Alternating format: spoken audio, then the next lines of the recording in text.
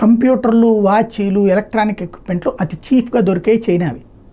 అయితే వాటి కొనుక్కుంటాం కానీ వాటిని చైనా సరికనే అంటాం. ఎందుకంటే దాన్ని రిపేర్ చేసేవాడు ఎవడు ఉండడు. వాడినంత వరకు వాడుకోవడం, పనికి రాకపోతే పక్కన పాడేయడమే. అట్లాంటిదే అక్కడ ప్రాజెక్టులు కూడా.